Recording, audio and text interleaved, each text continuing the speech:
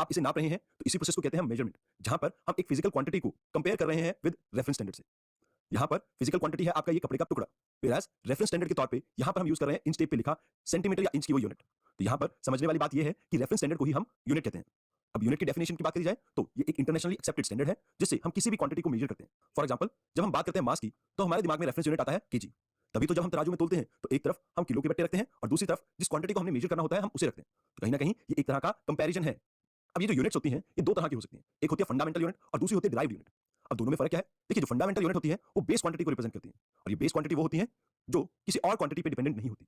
For example, अगर मैं बात करूं लेंथ की तो लेंथ का कोई फॉर्मूला नहीं है, तो इसी वजह से ये किसी और चीज के ऊपर डिपेंडेंट नहीं है और इसलिए इसे एक बेस क्वांटिटी कहते हैं। फॉर एग्जांपल, अगर हम बात करें मास की तो मास भी किसी और चीज के ऊपर डिपेंडेंट नहीं है और इसी वजह से हम मास को भी एक बेस क्वांटिटी कहते हैं।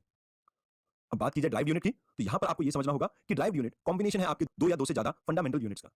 बचपन में आपने एक वर्ड सुना होगा स्पीड, और आई होप इसका फॉर्मूला सबको याद हो। इसका फॉर्मूला होता है डिस्टेंस अपॉन टाइम। डिस्टेंस का मतलब होता है actual length of the path you have covered, मतलब कि जो रास्ता आपने अपनाया है उसकी लेंथ कितनी है। Whereas स्पीड को निकालने के लिए हम इस डिस्टेंस को डिवाइड करते हैं टाइम से, मतलब कि यहां पर हम दो फंडामेंटल यूनिट्स को कंबाइन कर रहे हैं, एक मीटर और दूसरा सेकंड। तो इस वजह से ये एक ड्राइव यूनिट हो गई। जैसा कि आप सभी जानते हैं, एंशिएंट और मिडिवल टाइम में अलग अलग देशों में अलग अलग स्टैंडर्ड्स यूज होते थे। अब इसकी वजह से इंटरनेशनल ट्रेड में बहुत कॉम्प्लेक्सिटी आ गई थी और इसी को दूर करने के लिए एक कॉन्फ्रेंस अरेंज होती है जिसका नाम है general conference on weight and measurement. इस कॉन्फ्रेंस की 11वीं मीटिंग होती है फ्रांस में और इस मीटिंग में फैसला लिया जाता है कि हम इंटरनेशनल सिस्टम ऑफ यूनिट को डिफाइन करेंगे और इसी को आगे चलकर हम कहते हैं एसआई यूनिट। इसमें मेजरली 7 बेसिक यूनिट्स कवर हैं और उसके अलावा 2 एंगल्स भी कवर हैं, तो इन टोटल ये 9 है। आइए एक बार देख लेते हैं इनको। लेंथ को हम मेजर करते हैं मीटर्स में, मास को हम मेजर करते हैं किलोग्राम में, टाइम को हम मेजर करते हैं सेकंड में, इलेक्ट्रिक करंट को एम्पेयर में, थर्मोडायनामिक टेंपरेचर को केल्विन में, लुमिनस इंटेंसिटी को कैंडेला में, अमाउंट ऑफ सब्सटेंस को मोल में, प्लेन एंगल यानी 2D ऑब्जेक्ट जैसे कि आपका ट्रायंगल होता है या सर्कल, इन्हें नापने के लिए आप रेडियन का यूज करते हैं। वेरस सॉलिड एंगल मतलब कि एक 3D ऑब्जेक्ट जैसे एक क्यूब हो गया या फिर आपका स्फीयर हो गया, इनके एंगल नापने के लिए आप यूज करेंगे स्टीरेडियन यूनिट। यूपीएससी 2014 तक तो इस तरह के क्वेश्चन पूछती थी, बट हाल फिलहाल में यूपीएससी ने ये ट्रेंड बंद कर दिया है। बट हम ये नहीं कह सकते कि यूपीएससी फिर से ये चीजें नहीं पूछ सकता और इसी वजह से हमने यहाँ पर ये टॉपिक कवर किया है। उसके अलावा आपके स्टेट सर्विसेज के लिए ये टॉपिक इंपॉर्टेंट है। अब समझते हैं काइनेमैटिक्स क्या होता है। ये फिजिक्स या मैकेनिक्स की एक ऐसी ब्रांच है जहां पर हम डील करते हैं मोशन ऑफ ऑब्जेक्ट से। फॉर एग्जांपल, अगर आप कार चला रहे हैं तो आपके कार के मोशन और आपके मोशन को स्टडी करने के लिए जो फिजिक्स की ब्रांच डील करती है उसे ही कहा जाता है काइनेमैटिक्स। अब यहाँ पर पहली टर्म है डिस्टेंस। इसे समझाने के लिए मैं आपको एक एग्जांपल देता हूँ। आइए मानते हैं आप दिल्ली से हैं, आप घूमने जाना चाहते हैं मनाली। अब मनाली जाते जाते आपको याद आता है कि आपको अंबाला भी जाना है और अंबाला में आपने कुछ शॉपिंग करनी है, तो आप अंबाला रुकते हैं। फिर उसके बाद आप वहां से चले जाते हैं अमृतसर, क्योंकि आप खाने के बहुत शौकीन हैं और अमृतसर में बहुत अच्छी वैरायटी मिलती है खाने की। अब वहां से आप जाते हैं फिर चंडीगढ़, क्योंकि चंडीगढ़ भी एक अच्छी टूरिस्ट डेस्टिनेशन है, तो आप इस चांस को मिस नहीं करना चाहते। और उसके बाद आप पहुंचते हैं मनाली। दिल्ली से मनाली का एक्चुअल लेंथ है मान लीजिए 700 किलोमीटर। एक्चुअल में है कितना ये मुझे नहीं मालूम, मैं आपको वैसे ही अज्यूम करने के लिए कह रहा हूँ। अब जब आप इतना लंबा घूम के गए हैं तो मान लीजिए आपने एक्चुअल में लेंथ कवर किया 1800 किलोमीटर। अब ये जो स्टार्टिंग पॉइंट से एंड पॉइंट के बीच का एक्चुअल पाथ जो आपने कवर किया है, इसकी लेंथ को ही कहा जाता है डिस्टेंस। इसकी ऐसा यूनिट है मीटर, बट क्योंकि यहाँ पर जो लेंथ थी वो बहुत ज्यादा लंबी थी तो इस वजह से यहाँ पर हम इसकी बिगर यूनिट को यूज करते हैं, दैट इज किलोमीटर। अब जो डिस्टेंस है वो हमेशा पॉजिटिव रहता है, ऐसा इसलिए क्योंकि डिस्टेंस एक स्केलर क्वांटिटी है। अब आप में से कुछ लोगों को स्केलर और वेक्टर क्वांटिटी के बीच में फर्क पता नहीं होगा। देखिए, जो भी फिजिकल क्वांटिटी होती है या तो वो स्केलर हो सकती है या वेक्टर हो सकती है। अगर मान लीजिए किसी फिजिकल क्वांटिटी में सिर्फ मैग्नीट्यूड गिवन है तो उसे कह देते हैं हम स्केलर क्वांटिटी। अब जिन्हें मैग्नीट्यूड नहीं पता क्या होता है तो यहाँ पर ये जो 1800 है ये आपका मैग्नीट्यूड है। स्केलर क्वांटिटी हमेशा पॉजिटिव रहती है, जिस वजह से आपका डिस्टेंस भी हमेशा पॉजिटिव ही रहता है। आइए अब समझते हैं डिस्प्लेसमेंट क्या होता है। देखिए, इसकी टेक्निकल डेफिनेशन है, it is the shortest path between the initial and the final point. मान लीजिए ये आपका घर है और यहाँ से आपको जाना है कॉलेज। अमूमन आपका डेली रूटीन रहता है कि आप अपने घर से पहले एक दोस्त राहुल के पास जाते हैं, राहुल को पिक करने के बाद आप अपने एक और दोस्त मुदित को पिक करते हैं और इसके बाद आप अपने कॉलेज पहुंचते हैं। तो यहाँ पर ये जो आपने एक्चुअल पाथ कवर किया ये है आपका डिस्टेंस। वेयरएज अगर आप घर से सीधा कॉलेज जाते, हम ये अज्यूम कर रहे हैं कि ये एक सीधा पाथ है, ये है आपका सिर्फ 10 किलोमीटर। वेयरएज जब आप अपने दोस्तों को पिक करते हुए जा रहे हैं तो यहाँ पर आप 10 किलोमीटर जाते हैं राहुल को पिक करने, 10 किलोमीटर फिर मुदित को, और फाइनली 5 किलोमीटर पे है आपका कॉलेज। यानी आपका डिस्टेंस कितना हुआ 25 किलोमीटर। आपकी डिस्प्लेसमेंट कितनी है 10 किलोमीटर। तो यहाँ से हमें ये समझ में आता है कि डिस्प्लेसमेंट एक शॉर्टेस्ट पाथ है आपके इनिशियल पॉइंट और फाइनल पॉइंट के बीच में। अब ये डिस्प्लेसमेंट पॉजिटिव भी हो सकती है, नेगेटिव भी हो सकती है और जीरो भी हो सकती है। फॉर एग्जांपल, ये आपका घर है और यहाँ से आपको जाना था कॉलेज। अब कॉलेज के लिए आपको ईस्ट डायरेक्शन में ट्रेवल करना था, बट आप घर से निकलते हैं और दोस्तों के साथ मूवी प्लान करते हैं और इसके लिए आप ट्रेवल करते हैं इसकी अपोजिट डायरेक्शन में, आपकी डिस्प्लेसमेंट हो जाती है नेगेटिव। बात की जाए जीरो की तो देखिए, आप कहीं भी हो हमेशा लौट के अपने घर ही आएंगे, चाहे एक दिन बाद, चाहे 2 दिन बाद या 10 दिन बाद। तो इवेंचुअली जो आपका इनिशियल पॉइंट है और फाइनल पॉइंट है वो हमेशा सेम हो जाएगा। फॉर एग्जांपल, आप घर से कॉलेज गए और कॉलेज से शाम को फिर घर वापस आ गए, तो इवेंचुअली आप जहां से शुरू हुए थे वहीं पर ही पहुंच गए। तो इस केस में जो आपका डिस्प्लेसमेंट है वो जीरो हो जाएगा, क्योंकि इनिशियल और फाइनल पॉइंट सेम जगह पे है। अब क्योंकि डिस्प्लेसमेंट पॉजिटिव, नेगेटिव और जीरो भी हो सकता है, तो ये एक वेक्टर क्वांटिटी है। अब वेक्टर क्वांटिटी वो क्वांटिटी होती है जिसमें मैग्नीट्यूड के साथ साथ डायरेक्शन भी गिवन होती है ऑब्जेक्ट की। फॉर एग्जांपल, अगर मैं आपसे कहूं कि 10 किलोमीटर चलें, तो आपको अभी मैंने ये स्पेसिफाई नहीं किया कि आपको कौन सी डायरेक्शन में चलना है, तो ये है आपका डिस्टेंस। वेयरएज मैं आपसे कहूं आपको 10 किलोमीटर नॉर्थ में चलना है, इसका मतलब है मैं बात कर रहा हूं डिस्प्लेसमेंट की, क्योंकि यहां पर मैग्नीट्यूड के साथ साथ मैं आपको डायरेक्शन भी मेंशन कर रहा हूं। अब डिस्प्लेसमेंट की भी डिस्टेंस की तरह ऐसा यूनिट है मीटर्स। यहां पर एक इंपॉर्टेंट चीज आपको समझनी है, जब हम कंपेयर करते हैं डिस्टेंस और डिस्प्लेसमेंट को, तो याद रखना डिस्टेंस या तो डिस्प्लेसमेंट के इक्वल हो सकता है या हमेशा ही डिस्प्लेसमेंट से बड़ा होगा। इस बेसिस पे कई बार आपको एग्जाम में अप्लाइड क्वेश्चन भी आ सकते हैं।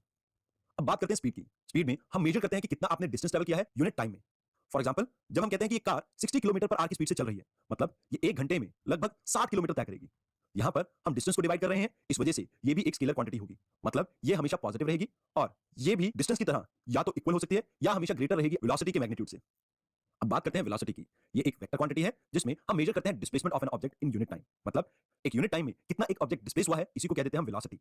अब क्योंकि डिस्प्लेसमेंट पे हम डायरेक्शन मेंशन करते हैं, तो वेलोसिटी में भी हमें डायरेक्शन मेंशन करनी होगी। यानी कि यहां पर अगर मैं कहूं एक कार 60 किलोमीटर पर आवर की स्पीड से ईस्ट डायरेक्शन में चल रही है, तो यहां पर मैं बात कर रहा हूं वेलोसिटी की। अब वेलोसिटी दो तरह की होती है, एक होती है यूनिफॉर्म वेलोसिटी और एक होती है नॉन यूनिफॉर्म वेलोसिटी। आइए अब समझते हैं यूनिफॉर्म वेलोसिटी क्या होता है। अगर कोई ऑब्जेक्ट इक्वली डिस्प्लेस होता है इक्वल इंटरवल ऑफ टाइम में, तो इसे कह देते हैं हम यूनिफॉर्म वेलोसिटी। फॉर एग्जांपल, आप एक सीधे पाथ पे ट्रैवल कर रहे हैं और आप हर सेकंड में 1 मीटर डिस्टेंस ट्रैवल करते हैं। यानी कि पहले सेकंड पे आप 1 मीटर पे थे और दूसरे सेकंड में आप 2 मीटर पे पहुंच गए और तीसरे सेकंड में आप 3 मीटर पे पहुंच गए। तो इसी को कहा जाता है एक यूनिफॉर्म मोशन, जहां पर आपकी डिस्प्लेसमेंट हर इंटरवल में बराबर है। आपको इसे ग्राफिकली रिप्रेजेंट करना हो तो आप इसे ऐसे रिप्रेजेंट करेंगे। व्हेयरएज जब आप एक स्टेशनरी पोजीशन पे हैं, तब भी आपका मोशन यूनिफॉर्म ही है। फॉर एग्जांपल, अभी मैं अपने चेयर पे बैठा हूं, तो अभी भी मैं एक यूनिफॉर्म वेलोसिटी से मूव कर रहा हूं। यहां पर इक्वल इंटरवल ऑफ टाइम में मैं हमेशा ही 0 मीटर को कवर कर रहा हूं, जिस वजह से एक स्टेशनरी मोशन भी यूनिफॉर्म वेलोसिटी का ही एग्जांपल है। अब अगर इसे आपको ग्राफिकली रिप्रेजेंट करना हो, तो आप इसे रिप्रेजेंट करेंगे एक स्ट्रेट लाइन से ऐसे। अब बात करते हैं नॉन यूनिफॉर्म वेलोसिटी की। अगर आप इक्वल इंटरवल ऑफ टाइम में अनइक्वल डिस्टेंस ट्रैवल कर रहे हैं, तो इसी को कह देते हैं हम non uniform velocity. For example, आप दिल्ली से जा रहे हैं आगरा, तो दिल्ली में आपको बहुत सा ट्रैफिक मिलेगा और इसकी वजह से आपको बार-बार ब्रेक अप्लाई करनी होगी और यही एक कारण रहेगा जिसकी वजह से आपका जो डिस्प्लेसमेंट है वो नॉन यूनिफॉर्म हो जाएगा, क्योंकि आप इक्वल इंटरवल ऑफ टाइम में इक्वल डिस्टेंस ट्रैवल नहीं कर पाएंगे। इसके अलावा जब आप ज़िगज़ैग या एक सर्कुलर पाथ कवर करते हैं, तो उस केस में भी आपका जो मोशन है वो नॉन यूनिफॉर्म हो जाएगा, क्योंकि यूनिफॉर्म वेलोसिटी के लिए हमेशा एक स्ट्रेट पाथ में आपको ट्रैवल करना होता है। अब बात करते हैं एक कांसेप्ट की, रिलेटिव वेलोसिटी की। रिलेटिव वेलोसिटी एक ऐसा कांसेप्ट है जिसमें हम एक ऑब्जेक्ट की speed with respect to other object हम चेक करते हैं। मान लीजिए ये आप हैं और आप अपनी बाइक पे जा रहे हैं और यहाँ पर आपके पैरेलल चल रहा है आपका फ्रेंड, तो इस केस में आप दोनों ही सेम स्पीड पे एक दूसरे से बात करते हुए जा रहे हैं, तो यहाँ पर रिलेटिव वेलोसिटी होगी 0, क्योंकि as compare to each other आप दोनों की स्पीड में वेरिएशन नहीं होगा। तो आई होप आपको रिलेटिव वेलोसिटी का कांसेप्ट समझ आया हो। तो आइए आगे चलते हैं। अब बात करते हैं एक्सेलरेशन की। एक्सेलरेशन रिप्रेजेंट करता है कि एक यूनिट टाइम में आपकी वेलोसिटी में कितना चेंज आया, मतलब आपकी जो फाइनल वेलोसिटी है as compare to initial velocity वो कितना चेंज हुई है एक यूनिट टाइम में, इसे ही हम कह देते हैं एक्सेलरेशन। अब एक्सेलरेशन दो तरह की हो सकती है, एक पॉजिटिव एक नेगेटिव। देखिए, पॉजिटिव एक्सेलरेशन को तो एक्सेलरेशन ही कहते हैं, व्हेयरएज नेगेटिव एक्सेलरेशन को हम डी एक्सेलरेशन और रिटार्डेशन भी कह देते हैं। अब इसे समझाने के लिए एक एग्जांपल देता हूं मैं आपको। मान लीजिए आप अपने घर से कार में चले, तो जब आप कार ऑन करते हैं उस टाइम पे इसकी वेलोसिटी थी 0, व्हेयरएज जब आप हाईवे पे पहुंचते हैं तो उसकी वेलोसिटी हो जाती है 100। यहां पर आपकी वेलोसिटी इंक्रीज हो रही है विद टाइम और इसी को कहा जाता है पॉजिटिव एक्सेलरेशन। व्हेयरएज अब ऑल ऑफ द सडन आपकी कार के आगे एक और कार आ जाती है और आपको इमरजेंसी में ब्रेक अप्लाई करने पड़ते हैं। अब इवेंचुअली आपकी स्पीड पहुंच जाती है वापस 0 किलोमीटर पर आवर पे। अब इस केस में आपकी जो इनिशियल स्पीड थी वो थी 100 किलोमीटर और फाइनल स्पीड थी आपकी 0 किलोमीटर। जो आपकी एक्सेलरेशन है वो नेगेटिव एक्सेलरेशन है और इसी को हम कह देते हैं रिटार्डेशन या डी एक्सेलरेशन।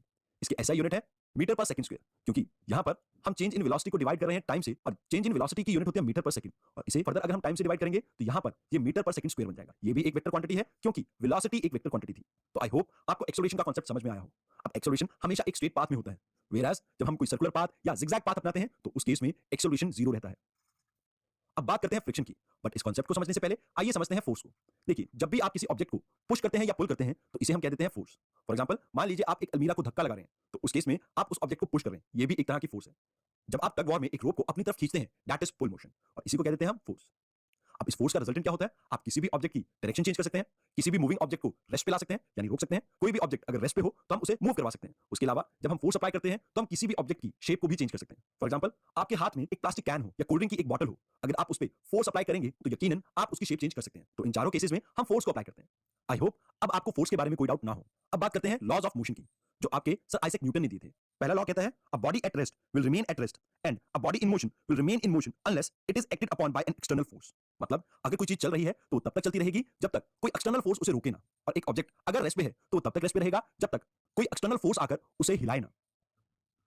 अब आपके दिमाग में एक डाउट आया होगा कि जब हम अर्थ पे चलते हैं, यानी कार में ट्रैवल कर रहे हो या साइकिल पे या पैदल ही चल रहे हो, तो हम एक बार मोशन में आने के बाद इवेंचुअली थोड़ी दूर जाने के बाद अपने आप रुक जाते हैं।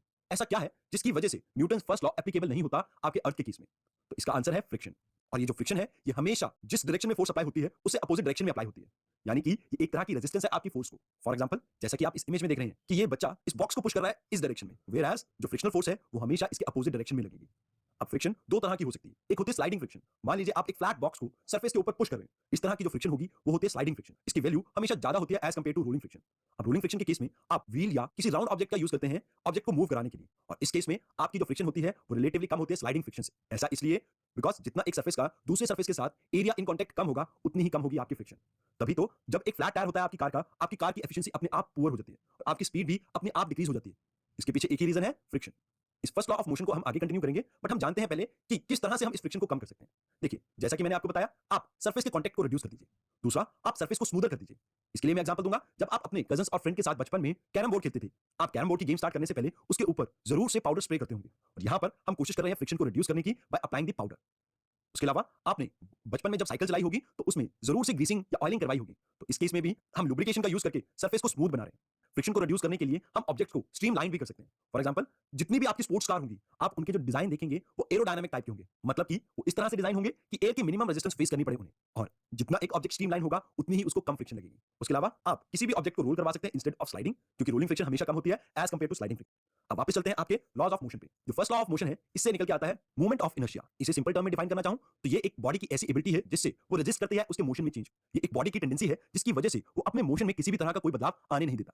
फॉर एग्जांपल, मान लीजिए एक कार खड़ी है और अगर आप उसे पुश करने की कोशिश करेंगे तो ये मूवमेंट ऑफ इनर्शिया आपके मोशन को अपोज करेगा, और ये तब तक अपोज करेगा जब तक आप इस मूवमेंट ऑफ इनर्शिया से ज्यादा फोर्स अप्लाई नहीं करेंगे। और ये मूवमेंट ऑफ इनर्शिया डिपेंड करता है ऑब्जेक्ट के मास पे। जितना हैवी ऑब्जेक्ट होगा उतना ही ज्यादा उसका मूवमेंट ऑफ इनर्शिया होगा। फॉर एग्जांपल, अगर मुझे कहा जाए कि मुझे ग्रेट खली को धक्का देना है, तो क्या वो मेरे धक्का देने से गिरेंगे? बिल्कुल भी नहीं, क्योंकि उनका जो मूवमेंट ऑफ इनर्शिया है वो मेरे से बहुत ज्यादा है। Whereas, अगर ग्रेट खली मुझे पुश करेंगे तो मैं एक धक्के में ही शायद जमीन पे गिर जाऊं। ऐसा इसलिए क्योंकि मेरा मूवमेंट ऑफ इनर्शिया उनके रिलेटिवली बहुत कम है। इन दोनों ही केसेस में ये मूवमेंट ऑफ इनर्शिया डिपेंड करता है आपके ऑब्जेक्ट के मास पे। अब बात करते हैं सेकंड लॉ ऑफ मोशन की।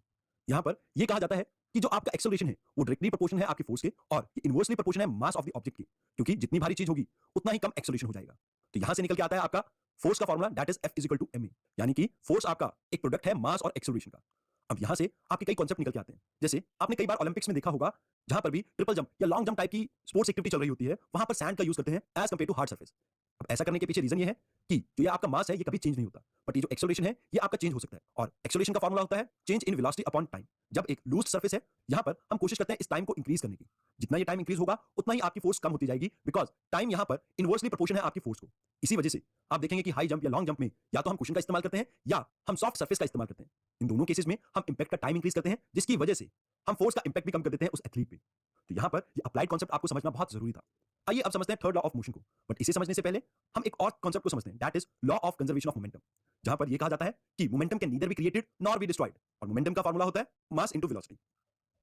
फॉर एग्जांपल, मान लीजिए ये एक पिस्टल है, इस पिस्टल में से मैं एक गोली फायर करता हूं। जैसा कि मैंने अभी आपको बताया, law of conservation of momentum में सिस्टम का मोमेंटम सेम रहेगा। तो यहां पे मास था आपका, मान लीजिए इस बंदूक का 1.3 kg इंक्लूडिंग द बुलेट, और वेलोसिटी थी यहां पर 0। अब जैसे ही मैंने गोली फायर की, इस गोली का वेट है 0.3 ग्राम और ये ट्रेवल कर रही है 200 मीटर पर सेकंड की स्पीड से। जैसा कि मैंने आपको कहा, पूरे सिस्टम का मोमेंटम इनिशियल स्टेज और फाइनल स्टेज में सेम रहना चाहिए, तो मतलब कि आपकी ये जो बंदूक है या ये जो पिस्टल है ये भी इतना ही मोमेंटम जनरेट करेगी, जिसकी वजह से ये एक दूसरे को बैलेंस आउट कर देंगे, और रिजल्टेंट आपका मोमेंटम होगा अगेन 0। और इसी पे बेस है आपका थर्ड लॉ ऑफ मोशन, जहां पर हम कहते हैं कि for every action there is equal and opposite reaction. मतलब जितनी फोर्स से वो गोली आगे की डायरेक्शन में मूव कर रही है, उतनी ही फोर्स से बंदूक आपकी तरफ मूव करेगी। ऑल्दो स्पीड जो गोली की है वो ज्यादा है क्योंकि उसका मास कम है, वेयरएज क्योंकि बंदूक का मास ज्यादा है, बंदूक की जो वेलोसिटी है वो कम होगी एज कंपेयर टू बुलेट। तो ये थे आपके 3 लॉज ऑफ मोशन जो आपको यहाँ पर बहुत से कॉन्सेप्ट को क्लियर करने में हेल्प करेंगे, और इसी को हम यूज करेंगे जब हम बात करेंगे रॉकेट साइंस की। अब बात करते हैं वर्क डन की। वर्क डन का मतलब है अगर आपने जो फोर्स लगाई है उसकी वजह से किसी ऑब्जेक्ट में डिस्प्लेसमेंट होती है तो उसे ही कह देते हैं हम वर्क डन, यानी ये एक प्रोडक्ट है आपके फोर्स इनटू डिस्प्लेसमेंट का। अब आपका वर्क डन भी एक वेक्टर क्वांटिटी है, बिकॉज जो डिस्प्लेसमेंट और फोर्स है ये भी आपकी वेक्टर क्वांटिटी ही है, और इस वजह से आपका वर्क डन भी एक वेक्टर क्वांटिटी हो जाता है। अब ये वर्क डन पॉजिटिव भी हो सकता है, नेगेटिव भी हो सकता है, और जीरो भी हो सकता है। अब पॉजिटिव तो आपको समझ में आ ही गया होगा कि आपने फोर्स अप्लाई करी और अगर कोई ऑब्जेक्ट मूव करता है तो उसे हम कह देते हैं पॉजिटिव वर्क डन।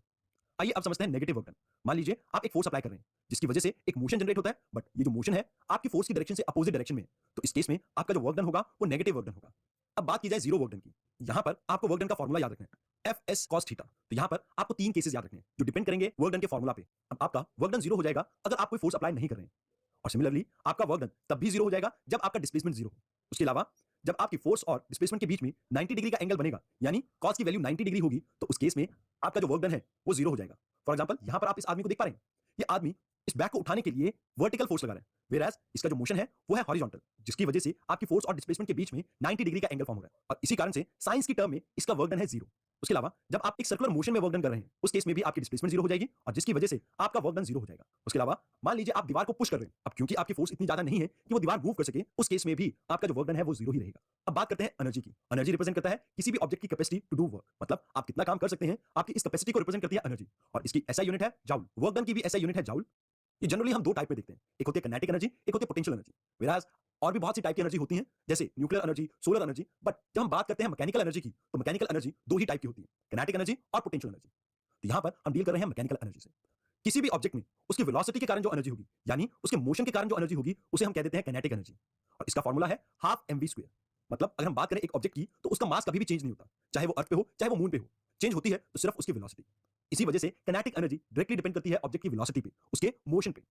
अब बात की जाए पोटेंशियल एनर्जी की तो यहां पर आपको समझना होगा कि एक ऑब्जेक्ट की पोजीशन या हाइट के कारण जो वो एनर्जी होल्ड करता है उसी को कहते हैं हम पोटेंशियल एनर्जी। फॉर एग्जांपल यहां पर ये लड़की के हाथ में एक बॉल है, अब ये बॉल क्योंकि सरफेस से बहुत ज्यादा हाइट पे है तो इस वजह से यहां पर इसके पास है पोटेंशियल एनर्जी। अब जैसे ही हम इस बॉल को नीचे की तरफ ड्रॉप करेंगे तो ये जो आपका पोटेंशियल एनर्जी है वो कन्वर्ट हो जाएगा काइनेटिक एनर्जी में और यहीं से निकल के आता है आपका law of conservation of energy जो कहता है energy can neither be created nor be destroyed but it can be converted from one form to another.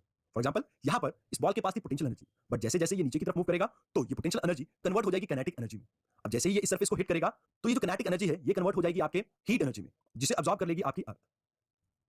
अब बात करते हैं ग्रेविटेशनल फोर्स की। तो यहां पे आपको एक चीज याद रखनी है कि ये हमेशा पुलिंग फोर्स है, यानी इसमें आप ऑब्जेक्ट को अपनी तरफ अट्रैक्ट करेंगे। ये एक नेचुरल फिनोमेना है जिसमें एक ऑब्जेक्ट दूसरे ऑब्जेक्ट को अपनी तरफ अट्रैक्ट करता है। ये फोर्स ऑफ अट्रैक्शन डिपेंड करती है उस ऑब्जेक्ट के मास पे, मतलब अगर एक ऑब्जेक्ट का मास ज्यादा होगा तो उसका ग्रेविटेशनल पुल भी ज्यादा होगा और यही एक कारण है जिसकी वजह से अर्थ हमेशा हमें पुल करती है अपनी तरफ, क्योंकि अर्थ के मुकाबले हमारा जो मास है वो रिलेटिवली बहुत कम है। ग्रेविटेशन और ग्रेविटी में क्या फर्क होता है? जब हम बात करते हैं ग्रेविटेशनल पुल की अर्थ पे तो उसे हम कहते हैं ग्रेविटी, whereas जब हम बात करते हैं पूरे यूनिवर्स की तो वहां पर हम यूज करते हैं वर्ड ग्रेविटेशन को। अब इसी कॉन्सेप्ट को हम फर्दर आगे कंटिन्यू करेंगे एडवांस कॉन्सेप्ट्स में जब हम बात करेंगे ग्रेविटेशनल वेव की, जहां पर मैं आपको समझाऊंगा कि ये जो स्पेस है ये एक टाइम वेव की तरह है। अब कोई भी ऑब्जेक्ट इसमें क्रिएट करता है एक डिप्रेशन, अब जितना मास ज्यादा होगा उतना ही डिप्रेशन ज्यादा होगा और इस डिप्रेशन की वजह से जो आसपास के ऑब्जेक्ट हैं वो अट्रैक्ट होते हैं दूसरे ऑब्जेक्ट की तरफ। तो यही कारण है आपकी ग्रेविटेशनल फोर्स का भी। अब इसके लिए ये बेसिक कॉन्सेप्ट यहां पर समझाना आपको बहुत जरूरी था और इसे हम फर्दर कंटिन्यू करेंगे अपने आने वाले लेक्चर्स में। उसके अलावा जब हम रॉकेट साइंस को पढ़ेंगे तब हम बात करेंगे एस्केप वेलोसिटी की।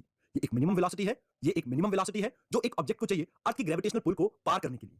अर्थ के केस में इसकी वैल्यू है 11.2 किलोमीटर पर सेकंड। मून का जो ग्रेविटेशनल पुल है वो कम है एज कंपेयर टू अर्थ के, जिसकी वजह से यहां पर आपको जरूरत है 2.38 किलोमीटर पर सेकंड की स्पीड की। और यही आपको याद रखना है जब हम बात करेंगे सैटेलाइट्स की कि एक सैटेलाइट को लॉन्च करने के लिए हमें चाहिए होती है एस्केप वेलोसिटी और जिसकी वैल्यू है 11.2 किलोमीटर पर सेकंड। तो क्या gravity through out the earth equal है? ऐसा नहीं है।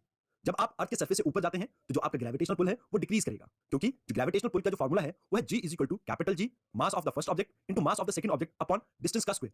अब जितना डिस्टेंस यहां पर इंक्रीज होगा उतना ही ग्रेविटी डिक्रीज होगी और इसी वजह से जितना आप अर्थ से दूर जाते जाएंगे उतनी ही ग्रेविटी डिक्रीज होती जाएगी। Whereas जब आप अर्थ के इंटीरियर में पहुंच जाएंगे तब भी आपकी ग्रेविटी जीरो हो जाएगी। ऐसा क्यों? क्योंकि अर्थ के इंटीरियर पे जाके आपके पास कोई मास नहीं होगा और मास ना होने की वजह से यहां पर भी ग्रेविटी जीरो हो जाएगी। Whereas अगर अर्थ की रोटेशन डिक्रीज हो जाए तो इसकी वजह से आपकी ग्रेविटेशनल पुल इंक्रीज होगा। जब आप इक्वेटर से पोल की तरफ मूव करते हैं तब भी आपका ग्रेविटेशनल पुल इंक्रीज होता है। अब ऐसा होने के पीछे रीजन है अर्थ की शेप जो है जियोइड शेप। जैसा कि आप सभी जानते हैं कि अर्थ पोल्स पे फ्लैट है एज कंपेयर टू इक्वेटर के। यहां पर इक्वेटर पे जो आपकी अर्थ है वो बाहर की तरफ बल्ज कर रही है और ये कॉन्सेप्ट दिया था आपके आइजैक न्यूटन ने। जब भी कोई ऑब्जेक्ट रोटेट करता है और उसका मास होता है तो यहां पर लगेगी सेंट्रीफ्यूगल फोर्स, जिसकी वजह से इन एरियाज में वो हो जाएगी फ्लैट और सेंटर में जहां पर ये रोटेट कर रही है इस एरिया में यहां पर आपको देखने को मिलेगा बल्ज और इसी वजह से इक्वेटर पे जो रेडियस है अर्थ का वो ग्रेटर है एज कंपेयर टू पोल्स के। तो आई होप आपको ये कॉन्सेप्ट समझ में आया होगा। अब बात करते हैं मास और वेट की। मैं इन दोनों को एक ही स्लाइड में आपको पढ़ाना चाहूंगा ताकि आपको कॉन्सेप्ट की क्लैरिटी रहे। अब देखिए जो मास होता है वो रिप्रेजेंट करता है कि कितना क्वांटिटी ऑफ मैटर प्रेजेंट है एक ऑब्जेक्ट में। वो through out the universe same रहेगा, चाहे आप अर्थ पे हो, चाहे आप मून पे हो या आप स्पेस में हो। इन सभी केसेस में जो आपका मास है वो सेम रहेगा क्योंकि आपके अंदर जो क्वांटिटी ऑफ मैटर प्रेजेंट है वो हमेशा सेम रहती है। अब ये जो मास है ये एक स्केलर क्वांटिटी है, मतलब ये हमेशा पॉजिटिव रहेगा। इसकी ऐसा यूनिट है किलोग्राम। इसको मेजर करने के लिए हम तराजू का इस्तेमाल करते हैं। Whereas जब हम बात करते हैं वेट की तो वेट एक तरह की फोर्स है जो ग्रेविटेशनल पुल के ऊपर डिपेंड करती है। मतलब जो आपका वेट का फार्मूला है वो है मास इनटू ग्रेविटी, जिसकी वजह से ये एक वेक्टर क्वांटिटी है और ये जीरो भी हो सकती है और नेगेटिव भी हो सकती है कुछ केसेस में। अगर आप अर्थ पे हैं तो आपका वेट है 100 न्यूटन, whereas अगर आप मून पे चले जाएंगे तो आपका वेट हो जाएगा 60 न्यूटन और स्पेस में ये घट के बिल्कुल जीरो हो जाएगा। अब आप सोच रहे होंगे कि हम अमूमन जो वेट के लिए यूनिट यूज करते हैं वो होती है केजी, बट एक्चुअल में जो आप डे टू डे लाइफ में यूनिट यूज करते हैं वो गलत है, क्योंकि वेट एक फोर्स है जिसकी वजह से इसकी यूनिट बनती है न्यूटन। अब बात करते हैं इलेक्ट्रोमैग्नेटिक स्पेक्ट्रम की। देखिए जैसा कि नाम सजेस्ट करता है इसमें इलेक्ट्रिक और मैग्नेटिक वेव दोनों ही इन्वॉल्व है। यूजुअली ये इलेक्ट्रोमैग्नेटिक वेव अर्थ पे आते हैं सोलर रेडिएशन के थ्रू।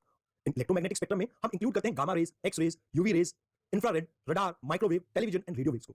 उसके अलावा एक माइन्यूट सा सेगमेंट है आपकी विजुअल लाइट का भी, जिसमें हम इंक्लूड करते हैं violet, indigo, blue, green, yellow, orange और रेड कलर को, जिसे हम वेवगाइड भी बोलते हैं। अगर बात की जाए इन इलेक्ट्रोमैग्नेटिक वेव्स की तो इनकी फ्रीक्वेंसी वेरी कर सकती है 1 हर्ट्ज से 1025 हर्ट्ज तक। उसके अलावा अगर बात की जाए इनकी वेवलेंथ की तो ये इतनी स्मॉल हो सकती है जितना एक एटॉमिक न्यूक्लियस, और ये इतनी लार्ज हो सकती है कि स्प्रेड कर सकती है थाउजेंड्स ऑफ किलोमीटर तक। अब बात की जाए कौन सी रे कितनी खतरनाक है, ये डिपेंड करता है उसकी फ्रीक्वेंसी पे। किसी रे की जितनी ज्यादा फ्रीक्वेंसी होगी उतनी ही ज्यादा ये फोटोन एनर्जी एमिट करेगा, और जिसकी वजह से ये डैमेज कर सकते हैं लिविंग सेल्स को। अब जो भी आपके विजुअल अब जो भी रेज आपकी विजुअल लाइट से ऊपर है, मतलब गामा रे, एक्स रे और अल्ट्रावायलेट, ये सभी आपकी बॉडी के लिए हार्मफुल है। वेराज इनमें सबसे ज्यादा हार्मफुल है गामा रेज, उसके बाद आपकी एक्स रेज और लास्ट में आपकी यूवी रेज। फॉर एग्जांपल आपने मूवी देखी होगी एक द हल्क। इस मूवी में जो हल्क है वो एक्सीडेंटली एक्सपोज होता है इन गामा रेज को। यूजुअली कोई भी इंसान गामा रेज के कांटेक्ट में आता है तो उसकी सेल्स की डिटोरेशन स्टार्ट हो जाती है, जैसा कि आपने शर्नोबिल सीरीज में भी देखा होगा। उसके अलावा बात की जाए एक्सरेज की तो आपको अपने लाइफ टाइम में कम से कम एक्सरेज करानी चाहिए, बिकॉज एक्सरेज भी आपके सेल्स को डैमेज करती है, और अगर आप ज्यादा एक्सरेज करते हैं या करवाते हैं तो आपको लेड प्रोटेक्शन का यूज करना चाहिए। अगर आप ऐसा नहीं करेंगे तो लॉन्गर रन में आपकी हेल्थ के ऊपर नेगेटिव कॉन्सिक्वेंसेस हो सकते हैं।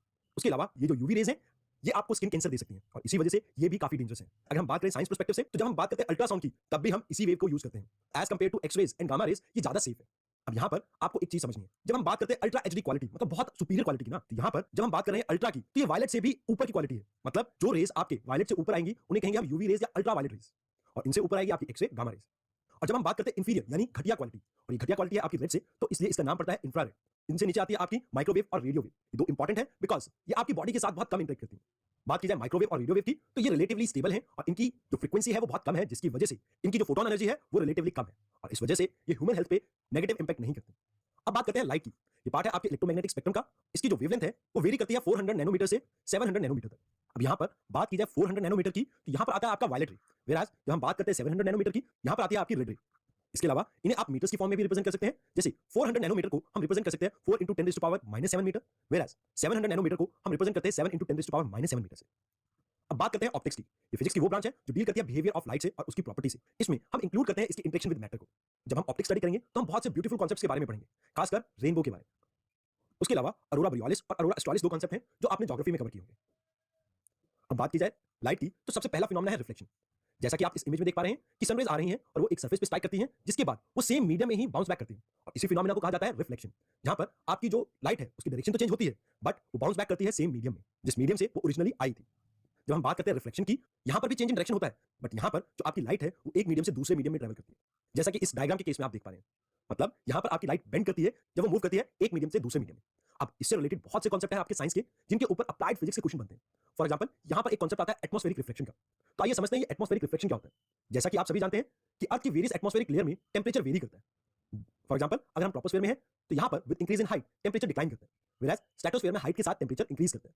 फर्दर जब हम मेसोस्फेयर में पहुंचते हैं तो यहाँ पर हाइट के साथ एक बार फिर आपका टेम्परेचर डिक्लाइन करता है। इस टेम्परेचर चेंज की वजह से आप देखेंगे कि एयर की डेंसिटी में भी इन एरियाज में बहुत फर्क मिलेगा, और इसी की वजह से आपको फिनोमेना देखने को मिलता है एटमॉस्फेरिक रिफ्लेक्शन का।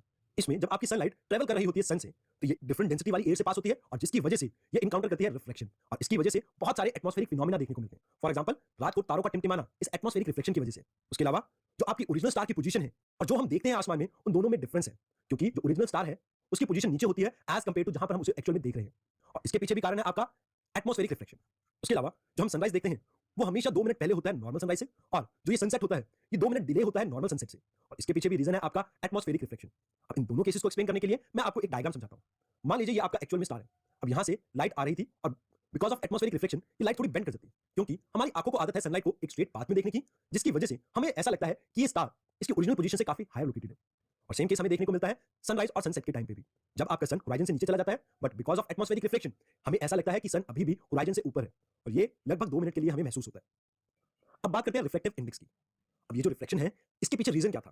बेसिकली जब आपकी लाइट एक मीडियम से दूसरे मीडियम में एंटर करती है तो इसकी स्पीड में वेरिएशन आता है। इसी को अकोमोडेट करने के लिए आपकी लाइट बेंड करती है। फॉर एग्जांपल अगर एक रेयर या लाइटर मीडियम है उसके केस में लाइट की स्पीड मैक्सिमम होगी, व्हेयरएज अगर एक डेंसर मीडियम है तो उसके केस में आपकी लाइट की स्पीड कम होगी, और इसी स्पीड के कंपैरिजन को हम कह देते हैं रिफ्लेक्टिव इंडेक्स, जिसमें ना केवल हम इन स्पीड्स को कंपेयर करते हैं बल्कि हम बेंडिंग ऑफ लाइट को भी मेजर करते हैं, और इसी प्रोसेस को कह देते हैं रिफ्लेक्टिव इंडेक्स। आइए अब बात करते हैं रेनबो की। ये एक मेट्रोलॉजिकल फिनोमेना है जिसमें 3 साइंस के फिनोमेना वर्क करते हैं। फॉर एग्जांपल मान लीजिए ये आपकी सनलाइट है और ये जैसे ही एंटर करेगी एक रेन ड्रॉप में तो ये इनकाउंटर करती है रिफ्लेक्शन को, जिसकी वजह से ये सनलाइट डिवाइड होती है अपने कांस्टेंट पार्टिकल्स में, जिसे हम कहते हैं वेवग्योर। अब जैसे ही ये रिफ्लेक्टेड रे स्ट्राइक करती है इस ड्रॉपलेट के दूसरे एंड पे तो ये इनकाउंटर करती है टोटल इंटरनल रिफ्लेक्शन, जिसमें ये बाउंस बैक करती है सेम मीडियम में, और इसी कारण से आप देखेंगे कि ये इस पॉइंट पे एक बार फिर से रिफ्लेक्टेड होती है, और इसी कारण से आपको दिखता है इंद्रधनुष, जिसे हम रेनबो भी कहते हैं। यूजुअली जो रेनबो फॉर्म होता है वो सनलाइट के अपोजिट डायरेक्शन से फॉर्म होता है। अब बात करते हैं टेंडल इफेक्ट की। जैसा कि आप सभी जानते हैं कि एयर के अंदर बहुत सारे डस्ट पार्टिकल प्रेजेंट होते हैं और गैस मॉलिक्यूल्स प्रेजेंट होते हैं। अब कई बार लाइट जब इनसे टकराती है तो उसकी वजह से आपको लाइट का पाथ विजिबल होने लगता है और इसी को कहा जाता है टेंगल इफेक्ट। जैसे कि आप ये घना जंगल देख पा रहे हैं, इस घने जंगल में जब लाइट टकराती है इन डस्ट पार्टिकल से तो आपको ऐसे सूरज की किरणें आती हुई दिखती हैं और यही है आपका टेंडल इफेक्ट। ये आपको एक डार्क रूम में भी दिख सकता है जहां पर खिड़की के झरोके से या किसी छेद से आपको हल्की सी सनलाइट एंटर करती हुई दिखती है रूम के अंदर, और यहां पर भी आपको लाइट का पाथ विजिबल हो जाता है। अगला कॉन्सेप्ट है स्कैटरिंग ऑफ लाइट। जैसा कि अभी हम डिस्कस कर रहे थे कि एटमॉस्फेयर में डस्ट पार्टिकल्स होते हैं। अब अगर इन डस्ट पार्टिकल का साइज थोड़ा इंक्रीज होता है तो इनसे जब सनलाइट टकराती है तो सनलाइट अपने कॉन्स्टिट्यूएंट पार्टिकल्स में डिवाइड हो जाती है। इसी प्रोसेस को कहा जाता है स्कैटरिंग ऑफ लाइट और इससे बहुत से फिनोमेना देखने को मिलते हैं। जैसे दिन के टाइम में जो स्काई का ब्लू कलर है वो इसी की वजह से, क्योंकि जब हम बात करते हैं विबग्योर की तो इन पार्टिकल से टकराने की वजह से आपके वायलेट और इंडिगो कलर जो है वो स्कैटर हो जाते हैं और बचता है आपका इमीडिएट ब्लू कलर, और इसी की वजह से आपको स्काई ब्लू दिखती है। सनसेट और सनराइज के केस में जो हम ऑरेंज कलर देखते हैं वो भी इसी के कारण है। उसके अलावा पानी का जो ब्लू कलर है वो भी इसी के कारण है। तो यहां तक थे हमारे आज के कॉन्सेप्ट। कल हम फर्दर कंटिन्यू करेंगे इस टॉपिक को जहां पर हम बात करेंगे लेंसेज की और बाकी बचे हुए फिजिक्स के बेसिक कॉन्सेप्ट्स।